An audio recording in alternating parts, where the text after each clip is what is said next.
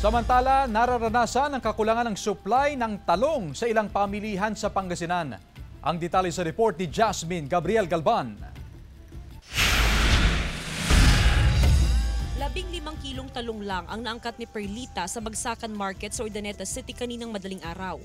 Kulang na kulang daw ito na pambenta niya ngayong araw sa Mangaldan Public Market. Kahit pa may sapat na puhunan sa pag-aangkat ng panindang gulay, dahil sa kakulangan ng supply ay wala siya halos nabiling paninda.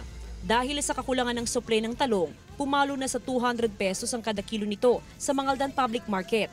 Doble itinaas sa presyo nito kumpara nung nakaraang linggo na nasa 100 pesos per kilo. Ang problema pa ng ilang tendera, kukonti na nga ang supply ng talong, karamihan pa sa naangkat nila ay reject o may sira. Ang maraming reject pa, siyempre nalulugi kami sa gulay. Kaya maraming butas, maraming reject pa. Nalulugi kami, madam. Mahal pa, ma'am. Mahal pa yung gulay.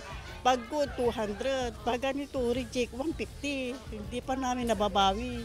Bira lang talaga yung talong tsaka mahal. Pero pag mura naman yung talong, ma'am, yes, maraming talong. Sa monitoring ng Mangaldan Municipal Agriculture Office, naapektuhan ng nagdaang mga bagyo at habagat ang mga taniman ng talong at iba pang gulay sa bayan. Ang resulta ay wala halos maaning gulay ngayon. Damage. Yung mga maliliit na, yung mga bagong tanim, parang nasa karamihan mga vegetative stage, yung mga kapupon na lang, sila yung mga naapektuhan. Kung magtutuloy-tuloy ang magandang panahon, inaasahang babalik din sa normal ang presyo at supply ng gulay sa mga susunod na linggo ayon sa Sinag. Kasama si Henry Duminsil, Jasmine Gabriel Galban, One North Central Luzon.